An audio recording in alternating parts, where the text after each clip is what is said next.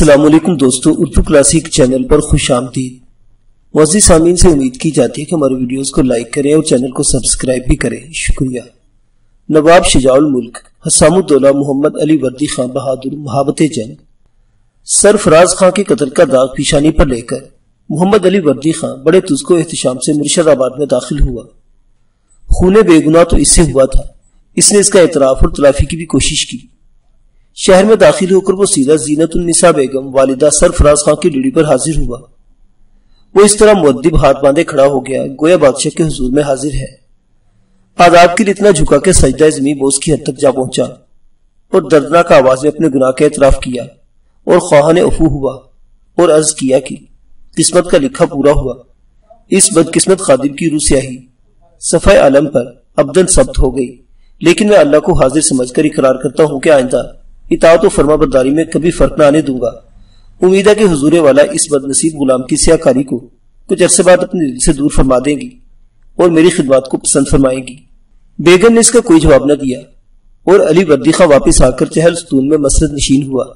شادیانے بجے نظریں پیش ہوئی، مرشد آباد کے روسان نے اظہار اطاعت کیا، مگر یہ صرف دکھاوا تھا اور ان کے دل سرفراز خان کے ماتم میں محو تھے۔ اس کی نمک حرامی اور بے وفائی پر جو اس نے اپنے خداوند زادہ سے کی، سب اندر ہی اندر لان تان کر رہے تھے۔ لیکن جب حالات روشنی میں آئے تو معلوم ہوا کہ علی وردی خان اتنا گناہگار نہیں جتنا خیال کیا جاتا ہے۔ اس کی حکومت تو آیا رحمت ثابت ہوئی۔ علی وردی خان کو حکمرانی کا گراں قدر تجربہ تھا، اس لیے اس کے طرز حکومت نے جلد لوگوں کے دلوں میں گھر کر لیا اور اس کے سیاہ اعمال کا واحد ورگ قصہ ماضی ہو گیا۔ اس کا اخلاق، شری کلامی، کشادہ دلی ایسی چیزیں تھی کہ انہیں دیکھ کر بیگانے بھی اپنے ہو جاتے ہیں۔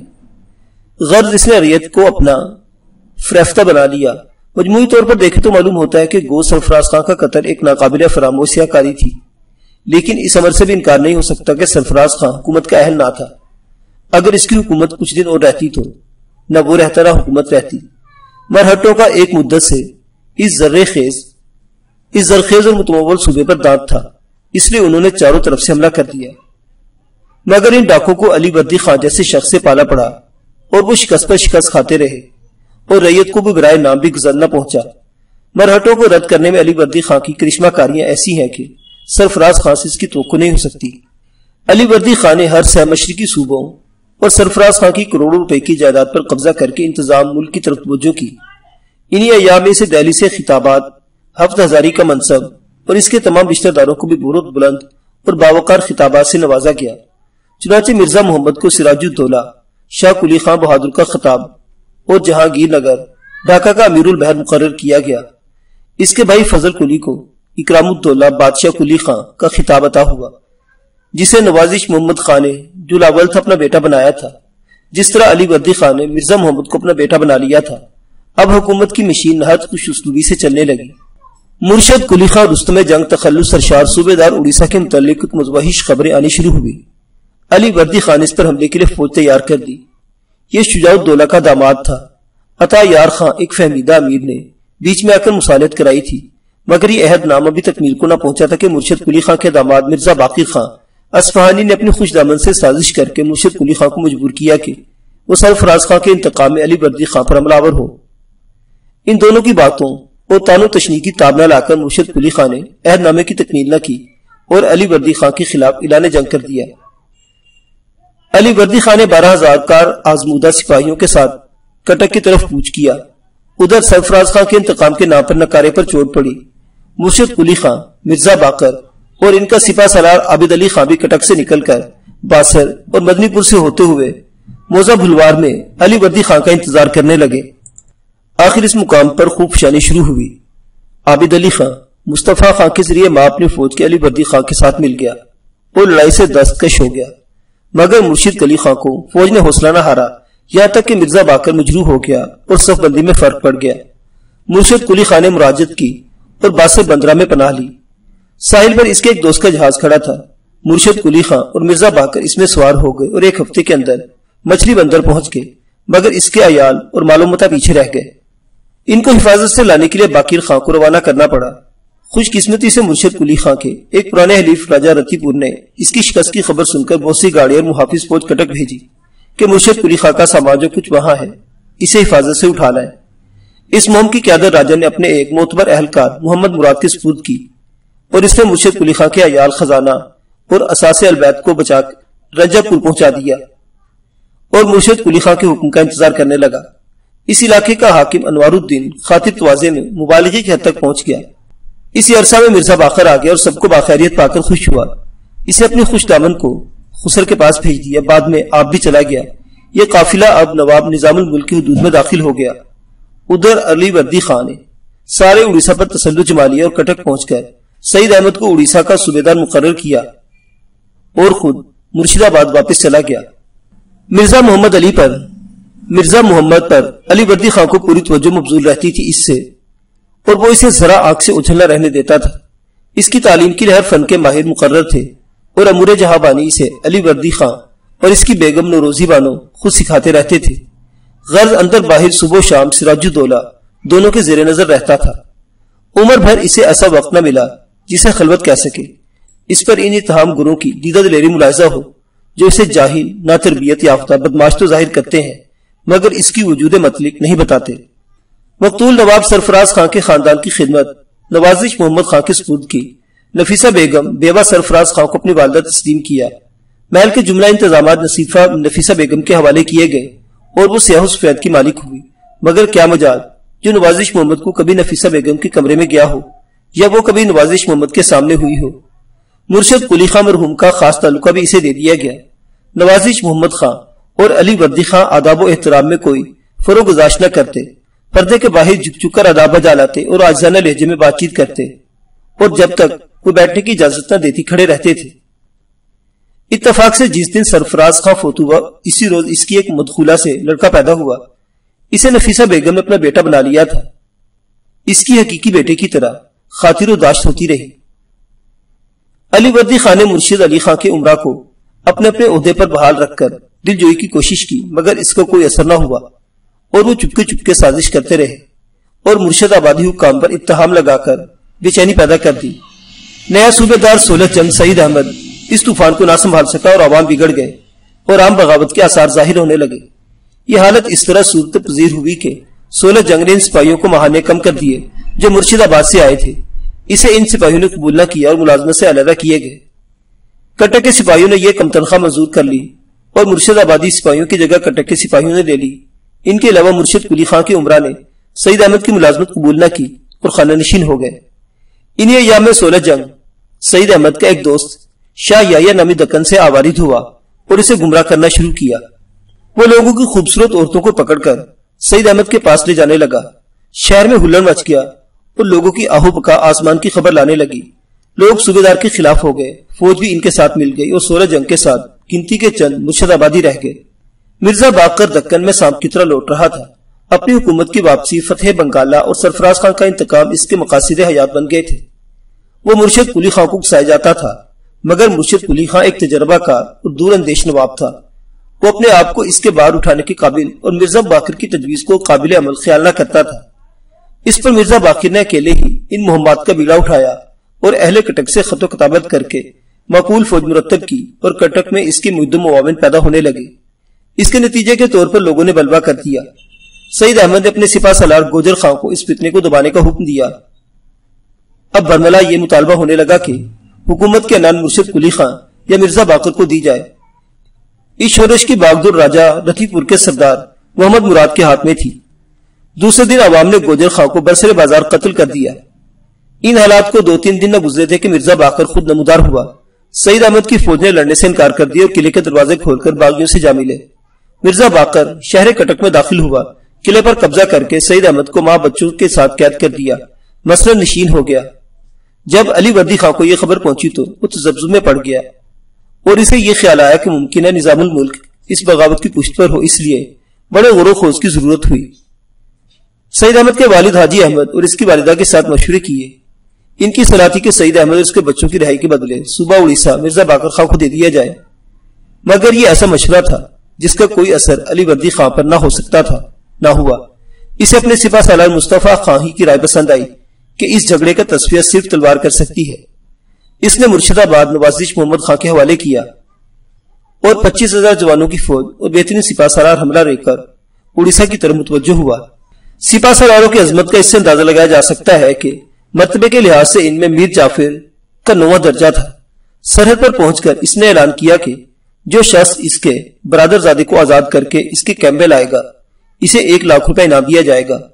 یہ پہلی جنگ تھی جس میں مرزا محمد سراج الدولہ اشرف النساء بیگم کی نگرانی میں حصہ لیا۔ شدید اور خونریز جنگ میں مرزا باقر شکست کھا کر بھاگ گیا۔ سعید احمد اور اس کا کنبہ آزاد ہو کر مرشد آباد روانہ ہوئے اور انتظام کی چور ٹھیک کرنے کے بعد علی وردی خان شکار کھیلتے ہوئے مرشد آباد کو راہی ہوا۔ مرہٹے تمام ہندوستان پر اپنی چوت کا حق قائم کیے جاتے تھے۔ جا بجا شکست کھائی مگر اس سے ان کی غارت گری میں کوئی فرق نہ پڑا اور ہندوستان کا گوشہ گوشہ ان کے حملوں کے ماجگا بن گیا۔ انہیں ملک گیری کی چندہ خواہش نہ تھی۔ وہ بڑی بڑی فوجیں ساتھ لے کر آتے، لوٹ مار کر کے ملک کو تباہ کرتے اور پھر چوت وصول کر کے واپس چلے جاتے تھے۔ مرہٹوں کی سرگرمیوں کو فرقہ وارانہ اقدام سے منسوب کرنا محض بات کی پیداوار ہے جس سے مقصود فرقہ وارانہ جذبات ابھارنا ہے۔ ان کے کئی حامی ان کے کئی مسلمان حکومتوں سے دوستانہ اور مخلصانہ تعلقات تھے۔ ان کی فوج میں ہزاروں مسلمان سپاہی اور سینکڑوں مسلمان افسر تھے، بلکہ میر حبیب تو مرہٹوں کی فوج میں صرف پیشوا سے دوسرے نمبر پر تھا۔ مرہٹوں کی شوکت تشنہ رہ جاتی اگر وہ بنگال جیسے زرخیز خطے کی طرف توجہ نہ کرتے۔ اچانک علی وردی خان کے حضور پرچہ لگا کہ رگھو جی بھونسلہ نے 40,000 سپاہیوں کا جرار لشکر اپنے پردھان پنڈت بھاسکر کے تحت فتح بنگال کے لیے روانہ کیا ہے اور چند دنوں میں پہنچا چاہتے ہیں۔ علی وردی خان نے کوئی پرواہ نہ کی اور مرہٹوں کا تدریرہ لشکر ایک میدنا پور میں نمودار ہوا۔ باخبر حلقوں میں کہا جاتا ہے کہ مرہٹوں نے یہ حملہ نظام الملک کی انگیخت پر کیا۔ ممکن ہے کہ یہ محض قیاس آرائی ہو مگر اس میں شک نہیں کہ اس کی تحریک سلطنت مغلیہ کے انحطاط سے ہوئی۔ جب یہ خبر ملی اس وقت علی وردی خان مبارک منزل میں شکار سے دل بہلا رہا تھا۔ جتنی بھی فوج موجود تھی سے حملہ لے کر وہ بردوان کو چل پڑا۔ مقابلہ ہوا تو بھاسکر کو قدر عافیت معلوم ہوئے سے پتا چلا کہ علی وردی خان سے ٹکر لینا کھیل نہیں۔ بھاسکر پنڈت نے 2 لاکھ روپے ادا ہونے پر واپس چلے جانے کی پیشکش کی مگر علی وردی خان نے اس پیشکش کو مسترد کر دیا اور بالآخر لڑائی شروع ہوئی۔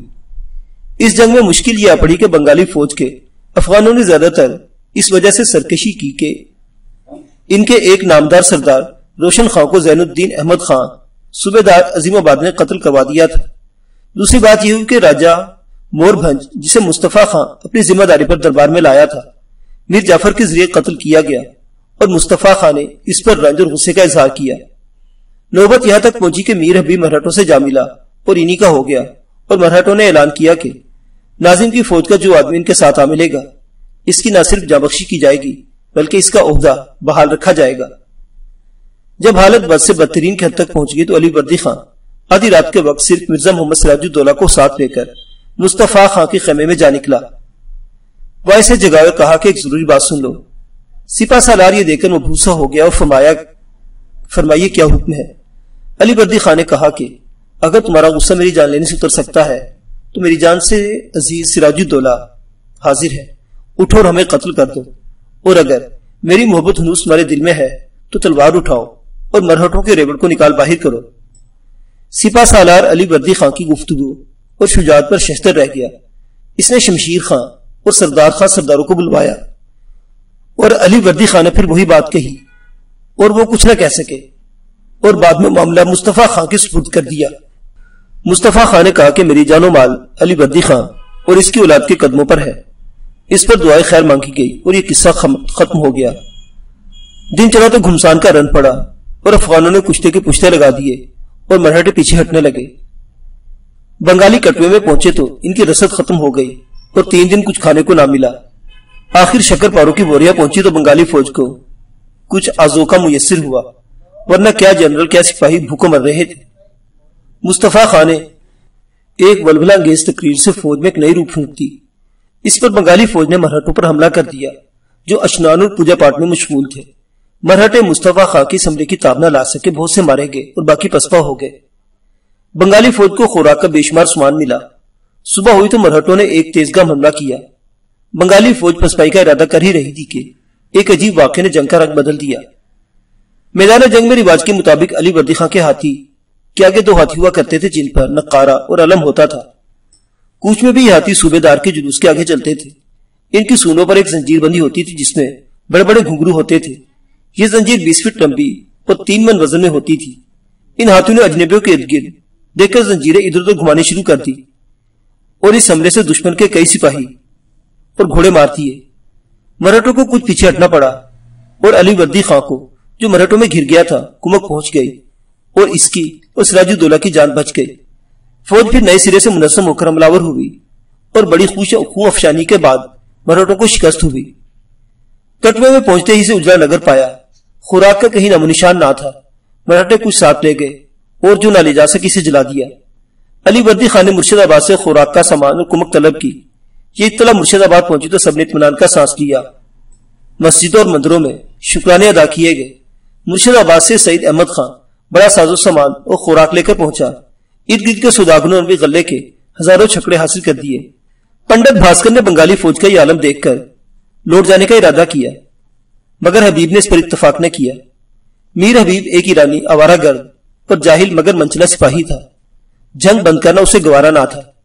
اس نے یہ مشورہ دیا کہ علی وردی خان کو کٹوے میں پڑا رہنے دو اور چپکے سے مرشد آباد کو نکل چلو، جہاں صرف جگت سیٹ سے لاکھ روپے مل جائیں گے اور باقی سارے نقصان کی تلافی ہو جائے گی۔ اس پر میر حبیب نے فوج لے کر مرشد آباد کا رخ کیا۔ علی وردی خان کو خبر ملی تو وہ بھی مرشد آباد کو روانہ ہوا، مگر میر حبیب یہ الغار کرتا علی وردی خان سے ایک دن پہلے پہنچ گیا۔ جگہ سیٹ کے محل سے 30 لاکھ روپے نقد اور لاکھ روپے کا سامان اٹھا لے گئے اور دارالخلافہ کو اور حصوں کو بھی تاراج کیا۔ کوئی اس کا مقابلہ نہ کر سکا۔ اتنے میں علی وردی خان کے جلد پہنچ جانے کی اطلاع ملی اور میر حبیب مرشد آباد سے بھاگ گیا۔ اس وقت برسات شروع ہو جانے کے باعث بھاسکر نے واپس چلے جانا مناسب خیال کیا۔ میر حبیب بھی پہنچ گیا اور انہوں نے قلعہ ہگلی کو محصور کر لیا۔ میر حبیب نے قلعہ دار کو چالاکی سے گرفتار کر لیا اور ہگلی پر مرہٹوں کا پرچم لہرانے لگا۔ اب مرہٹوں نے ادھر ادھر لوٹ مار شروع کی۔ علی وردی خان برسات کے باعث پہنچ نہ سکتا تھا، اس لیے مرہٹوں کے لیے میدان خالی تھا اور مرہٹوں نے بردوان، میدنا پور اور باسر پر تسلط جما لیا، یہاں تک کہ مرشد آباد اور گنگا کے کنارے کچھ علاقے کے علاوہ علی وردی خان کا کوئی علاقہ محفوظ نہ رہا۔ بہت سے لوگ ڈر کے مارے مرشد آباد سے ہجرت کر گئے اور دور دراز شہروں میں جا آباد ہوئے۔ علی وردی خان ہمتن فوج کی تنظیم میں مشغول ہو گیا اور چاروں طرف سے فوج مرشد آباد میں جمع ہونے لگی۔ اس نے شہنشاہ دہلی کو صورتحال سے مطلع کی اور مدد مانگی۔ بادشاہ نے ابو المنصور خان صوبے دار اودھ کو حکم دیا کہ وہ بنگال میں جا کر مدد دے اور ساتھ بالاجی راؤ کو لکھا کہ وہ علی وردی خان کو بھاسکر پنڈت سے نجات دلائے۔ اب یہ کمک منزلوں دور تھی کہ علی وردی خان کی فوج کیل کانٹے سے درست ہو گئی۔ برسات کی شدت بھی کم ہوئی تو علی وردی خان مرشد آباد سے مرہٹوں کے استقبال کے لیے روانہ ہوا اور کٹوے کے قریب ایک مقام پر دونوں فوجیں بھاگرتی کے کناروں پر جمع ہوئی اور 31 دن تک گولہ باری ہوتی رہی۔ بڑے گھمسان کی جنگ کے بعد مرہٹوں کے قدم اکھڑ گئے اور وہ میدان سے بھاگ گئے۔ انہوں نے ہگلی بردوان کے اضلاع خالی کر دیے۔ اس پر بھی علی وردی خان نے تعاقب جاری رکھا اور بھاسکر کا اپنی حدود میں داخل ہونا مشکل ہو گیا۔ بھاسکر انانے سپاہ داری میر حبیب کے حوالے کر کے واپس چلا گیا اور میر حبیب نے میدنا پور کا رخ کیا۔ اس نے ہری پور کے فوجدار شاہ معصوم کو قتل کیا اور یہ علاقہ دبا بیٹھا۔ علی وردی خان یہ خبر سنتے ہی میدنا پور کی طرف متوجہ ہوا۔ خورز لڑائی ہوئی جس میں مرہٹوں کو سخت نقصان اٹھانا پڑا۔ انہوں نے بھاگنے کی ٹھہرائی اور پیچھے ہٹتے ہٹتے اڑیسہ اور دکن کے ڈانڈے تک پہنچ گئے۔